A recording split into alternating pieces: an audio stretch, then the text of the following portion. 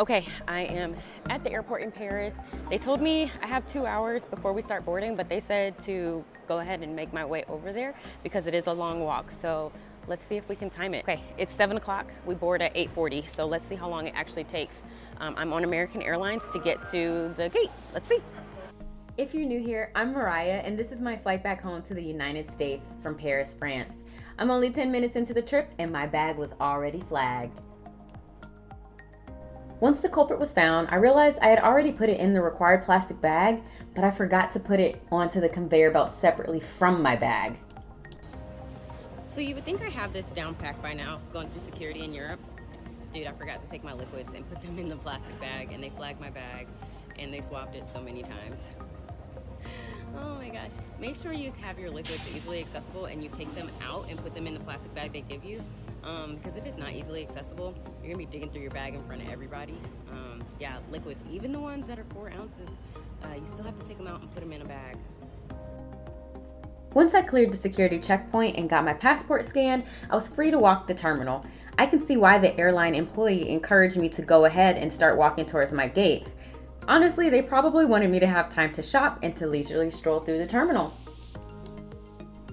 Honestly, I've got to say, this is probably hands down the most stylishly clean airport I have ever been in. There was even a baby grand piano waiting at the gate. Once the boarding process began, I realized how excited I was. At the last minute, I upgraded my seat from economy to premium economy. I had no idea what to expect, but the word premium sounded fancy and worth the money, right?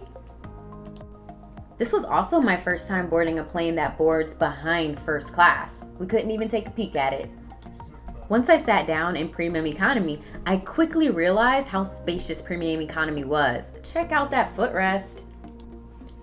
At my seat, I also was provided with a bag with a pillow, a blanket, a toiletry kit, and extremely nice headphones. Directly to my right, I found that my armrest had a secret compartment that held my tray table. You just pop it up and it pops right out. So far, so good. The provided toiletry kit consisted of the following items: earplugs for the snorers, a dental kit to jazz up that smile in 8 hours, an eye mask to dim the light, lotion for your hands that dry out above 30,000 feet, and a pen for your most random thoughts. Oh yeah, a nice pair of socks to keep those tootsies warm.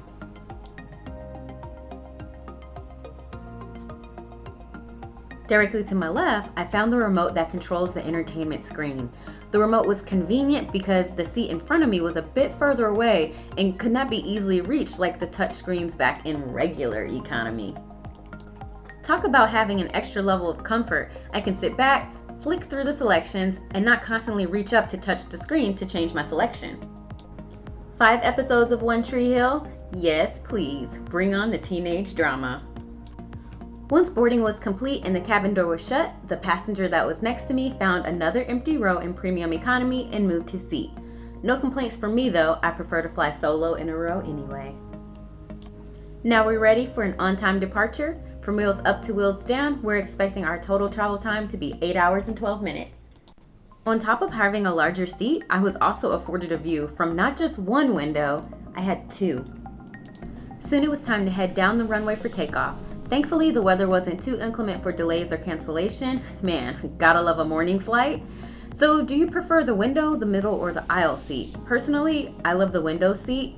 Not for the window, but just for something to lean against. It was absolutely freezing on this flight, and this blanket was just what the doctor ordered. It was a lot thicker than the blanket that was provided on my initial flight in economy over to Europe. Once en route, I was able to test out the provided headphones, which turned out to be really fabulous. And then I started to get hungry because it's finally lunchtime. Thank you.